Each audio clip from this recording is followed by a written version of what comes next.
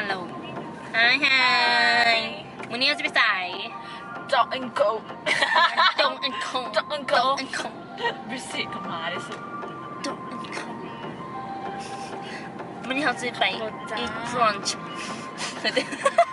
สูสำเนียงนะสูสั่งเลยแต่งตัวแบบ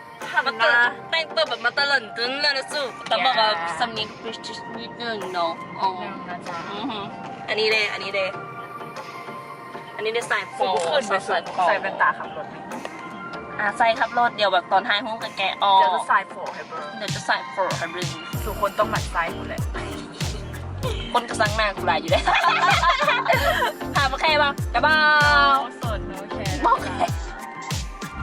พอดแล้วฮันจะอัดกบลงรถกันอยู่ในห้างแล้วสั่งเข้าแล้วมานั่งชั้นสองหามันจะอยากจะถ่ายบรรยากาศหาในเมืองก่อนมีคนรู้สึกจะถ่ายดิส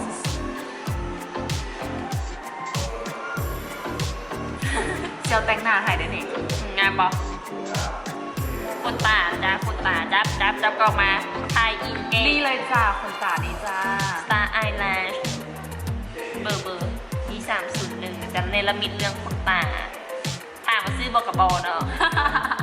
ไปเอามาเลยทำอะไรบอกว่าเอาให้น้ำลองไซเบอร์พิซซ่าสบายได้หนิคนตาถามว่าตัวเองเป็นคนซื้อบอเป็นเจ้าของบอกกับบอเนาะก็ไปลากเอาของอีเจ้าของแบรนด์อีกทีนึงดีเอาพอดีอะไรไปแต่งหน้าบ้านมันเอาคนตามันมาพร้อมสูตรเยี่ยมก็ติดดีนะมันวิว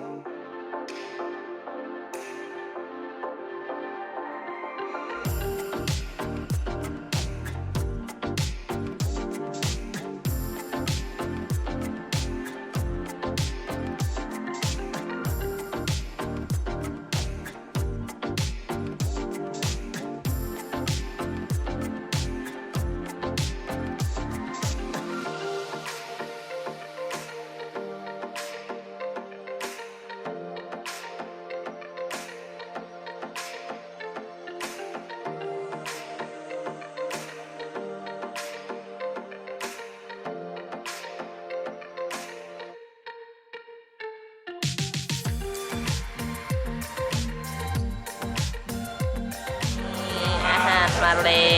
วมีความงงกับแบบว่ายอข่าวเนาะยอข่าวกินยอข่าวเนาะแล้วมันมีสปาเกตตี้เนาะงงในงงจ้า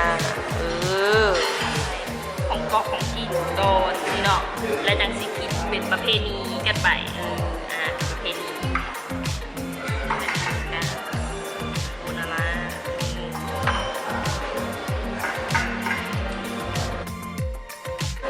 อยากกินกินลาย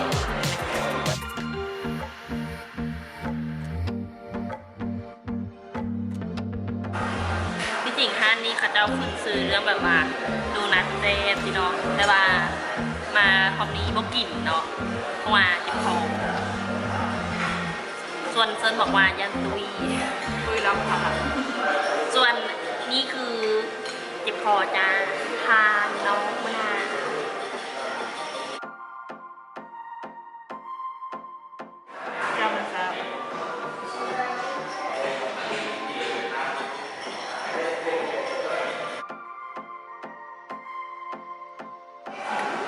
ถ้ากินจะโยนละว่าแบบธรรมดาหย่ำดิแม่บอกมาเวลาชิมเอาน้ำหย่ำเดี๋ยวโกนดิมันมีมารยาทนะเนาะน้ำจิ้มมันแซ่บอันนี้ธรรมดาโยนธรรมดาแต่น้ำจิ้มแซ่บเด่นที่น้ำจิ้มคนละมันอะไรเดี๋ยวอาจจะแบบสะดวกในการทานเพราะมันแซ่บอาจจะสะดวกในการถ่ายรูปคนหลายเอากระสินังแต่จะต้องคนเดียวเดี๋ยวพอตุกไปกินต่อแล้วกันสีเอากล่องไปซ่าเกาะแบตมันด้วยปิดจบเลยกุ้งหัวเลยปะบอกว่าจบ ยังประจบยังสิทายต่อ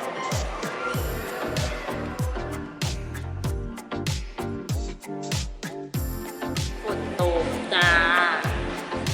ออกมาได้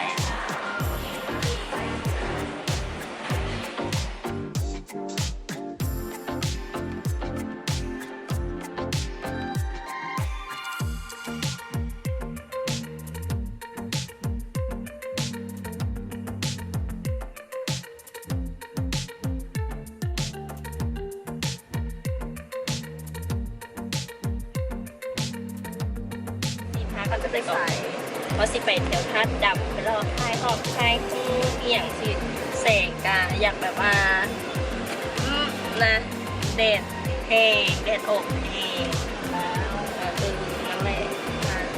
เดี๋ยวไปฮอตแล้วก็จะเป็นรอคลายหอบคลายหูเห็นการวิดีโอโพสสวยๆว้ายอย่าป้ามีเลย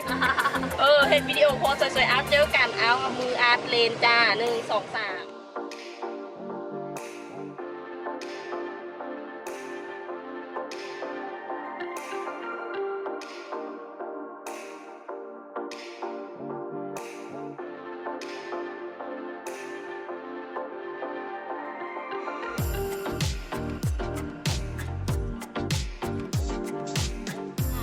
ดำสู่เข้มของจ้าเนื่องจากว่าแบบมันมีบอลไทยโซฟาบอลไทยบ่ได้ก็เลยแบบว่าเข้มของสันสาเอาหน้าฮักแจงนะจ้าเอานี่จ้าสวยๆออกบอแล้วไปหน้านะเปียกเราไปทายฮุกมาสดิน่ะมันน่าเลื่อมน่าไปก่อนเนาะเอาสำนีแหละพอละบ๊ายบายอย่าลืม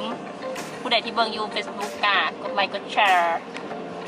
ใน YouTube ก็อย่าลืม subscribe นะจ๊ะบ๊ายบายกระดิ่งกิ้งอาร์ตเอาปิดกล้องออก